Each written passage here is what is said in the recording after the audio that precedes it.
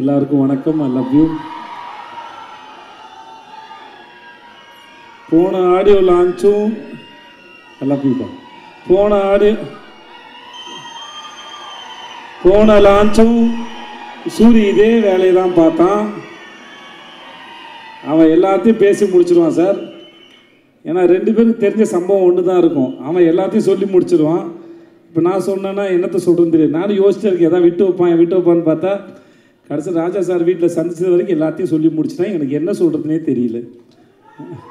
சரி, நான் எடுத்துகிட்டு சூரியவே புகழ்ந்துடுறேன். என்ன ஓகே, இந்த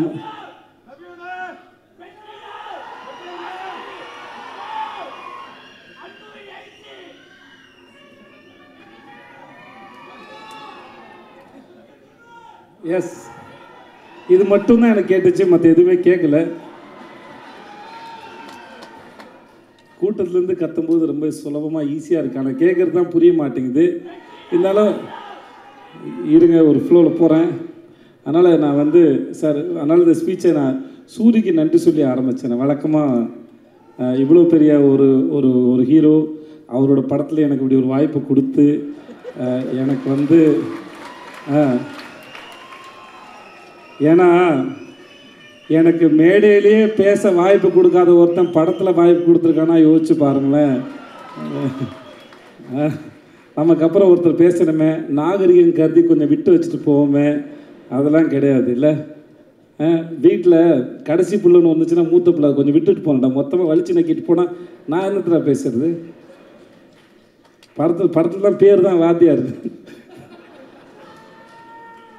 அதனால் பத்திரிகை நண்பர்கள் யாராக இருந்தாலும் இந்த படத்தில் இந்த மாதிரி எனக்கு இப்படி ஒரு வாய்ப்பு கொடுத்து எனக்கு தொடங்கி வச்ச சூரிக்கு வந்து ரொம்ப ரொம்ப நன்றி.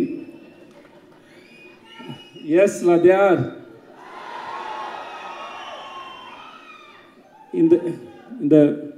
இந்த படத்தில் ஏற்பட்ட அனுபவம் வந்து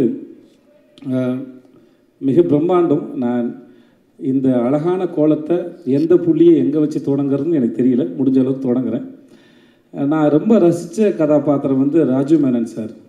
நான் சொன்னேன், இந்த படத்தில் நீங்கள் தான் சார் ஐட்டம். அதனால்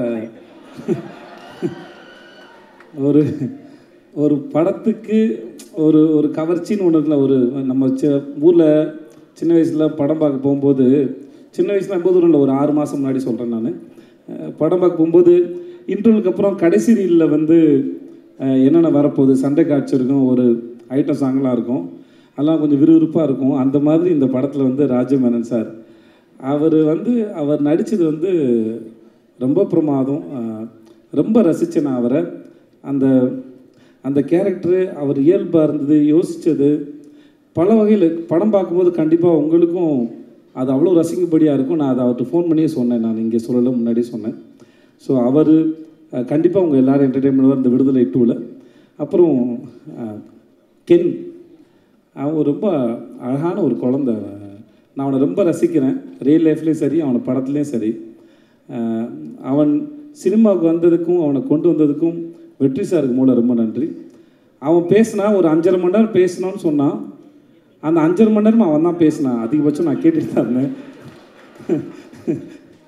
ஆனால் அவன் 5.5 மணி நேரம் இல்லை, அவன் 10 மணி நேரம் பேசினான்னு கேட்கலாம். அவ்வளோ சுவாரஸ்யமாக சொல்லுவான். தனக்கு தெரிஞ்ச சின்ன விஷயமாக இருந்தாலும் சரி, தன் வாழ்க்கை நடந்த விஷயமா இருந்தாலும் சரி, அவனோட டைமிங்கும் சரி, அதை சொல்கிற விதமும் சரி, எதுக்கு உட்காந்துருக்காலும் அவ்வளோ எங்கேஜிங்காக சொல்ல முடியும்.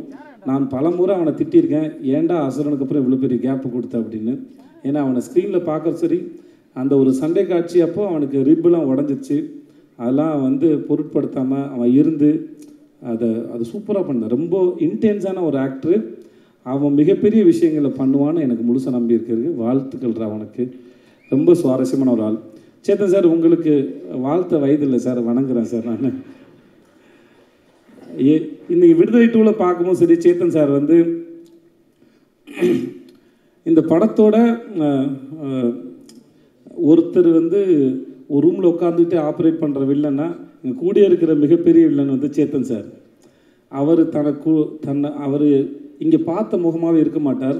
நீங்கள் ஃபஸ்ட் பார்ட்டில் பார்த்த விட செகண்ட் பார்ட்டில் வந்து அவரோட போர்ஷனை அவர் அவ்வளோ கிளியராக அவர் என்ன நினைக்கிறாரோ அது வார்த்தைகளோ சப்டைட்டிலோ எதுவுமே இல்லாமல் நமக்கு அப்படியே கடத்திடுறாரு. அப்படி ஒரு பிரமாதமான ஒரு ஆக்டர். நான் வெற்றி சார்ட்டே சொல்லியிருக்கேன், அவர் செம்ம காஸ்டிங். அவர் சேத்தன் சாரை வந்து காஸ்ட் பண்ணது வந்து அதை ரீப்ளேஸ் பண்ணவே முடியாத ஒரு ஆக்டர். அவ்வளோ பிரமாதமான ஆக்டர்.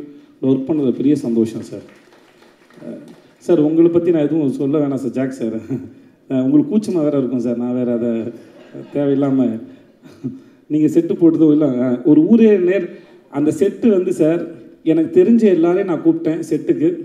வாங்க டைம் ட்ராவல் பண்ணலாம். ஒரு செட்டு போட்டு ஒரு 70களுக்கு கூட்டிகிட்டு போனார். சும்மா அந்த தெருக்கள் தான் அது. ஆனால் எனக்கு தெரிஞ்ச எல்லாரையும் வர வச்சேன். இந்த செட்டில் வாங்க, சும்மா இருங்க, பாருங்கள், வேடிக்கை பாருங்கள். உங்களுக்கு ஒரு இந்த இடத்துலேருந்து ஒரு 40-50 வருஷம் பின்னாடி போகலாம், போய் அந்த இடத்துல வாழ்கிறத பார்க்கலாம்.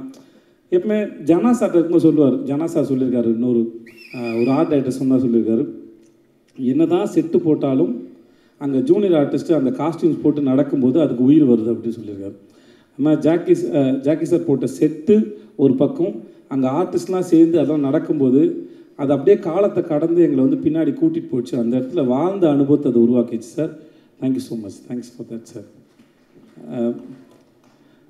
மற்ற எல்லாருக்கும் பவானி உங்களை பற்றி நான் என்ன சொல்கிறது தெரியல. பவானி நல்லா இருக்கு. பவானி சார் உங்களுக்கு வாழ்த்துக்கள் சார். தமிழ் சார் உங்களுக்கு வாழ்த்துக்கள். உங்களுடைய அடுத்த படத்துக்கு வாழ்த்துக்கள். போஸ்ட் ரொம்ப பிரமாதமாக இருந்தது.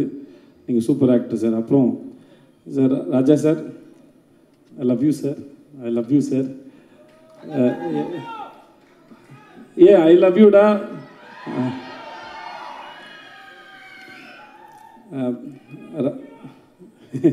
ஐ டு மிஸ் யூ. இன்னும் காதலும் அன்பும் சார்ந்து எத்தனை வார்த்தைகள் உண்டோ அத்தனை வார்த்தையும் உனக்கு பரிசீலிக்கிறேன். நன்றி. ஐ லவ் யூ. டே சார் ஒரு நிமிஷம்,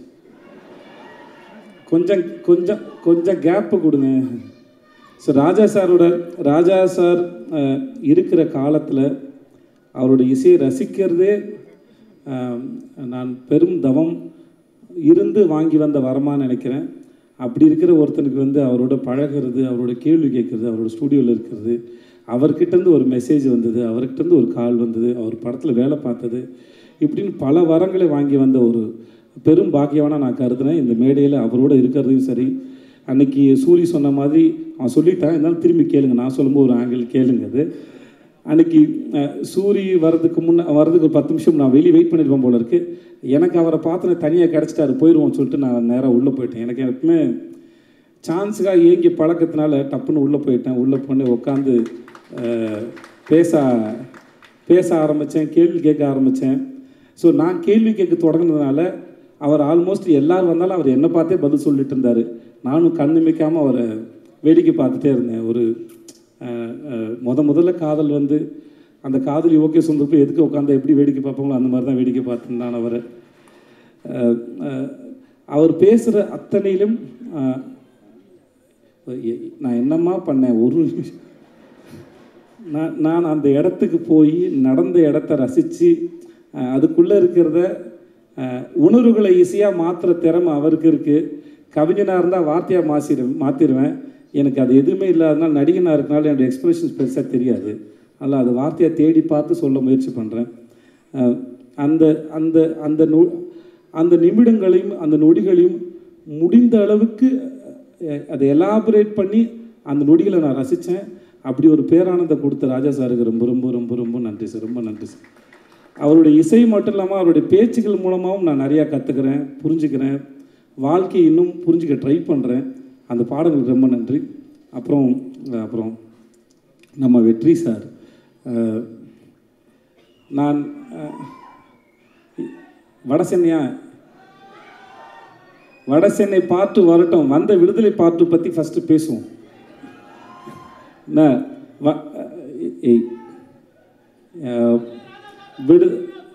விடுதலை 2 பற்றி பேசணுன்னா இது முழுக்க வெற்றிமாறன் அப்படின்ற ஒரு இயக்குனர் மட்டுமே உரிமை கொண்டாடக்கூடிய ஒரு படம், உரிமை கொண்டாடக்கூடிய ஒரு அறிவு.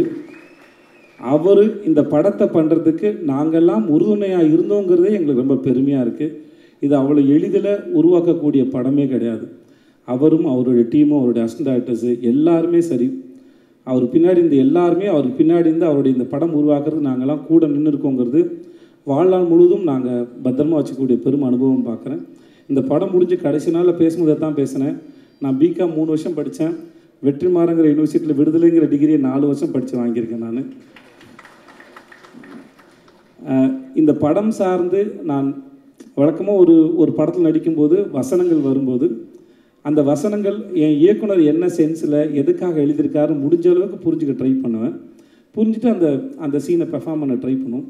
பட் இந்த படத்தை பொறுத்த வரைக்கும் அது நடிக்கிறது மட்டும் இல்லாமல் அந்த வசனங்களை எடுத்துக்கிட்டு வீட்டுக்கு போய் யோசித்து நான் பல பேர்கிட்ட பகிர்ந்துக்கிட்டு டிஸ்கஸ் பண்ணுற அளவுக்கு நிறைய வசனங்கள் நிறைய வார்த்தைகள் எனக்கு கொடுத்துருக்காரு. புது பெர்ஸ்பெக்டிவ் கொடுத்துருக்காரு.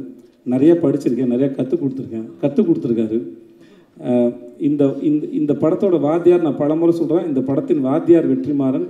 அந்த வாத்தியாரிடம் பயின்ற மாணவனாக நான் கற்றுக்கிட்டதும் நான் கற்றதும் பெற்றதும் மிகப்பெரியது, அளப்பரியது. அந்த அனுபவத்தை கொடுத்த வெற்றி சாருக்கும் அவருடைய டீமுக்கும் ரொம்ப ரொம்ப நன்றி. என்னுடைய தயாரிப்பாளர் லெட்டட் குமார் சாருக்கு என்ன வேணாலும் சரி அது கூட நின்று இப்போ வரைக்கும் ஒரு நாள் கூட நான் சோர்ந்து போய் பார்த்ததில்லை. இந்த படத்தை பற்றி எங்கள் எல்லாத்தையும் விட ரொம்ப அழகாக பெருமையாகவும் தன்னுடைய கிரீடமாக சுமந்துட்டே இருக்கிற லெட்டட் குமார், இந்த உங்களுடைய இந்த மனசுக்கும் இந்த நம்பிக்கைக்கும் ரொம்ப ரொம்ப நன்றி சார்.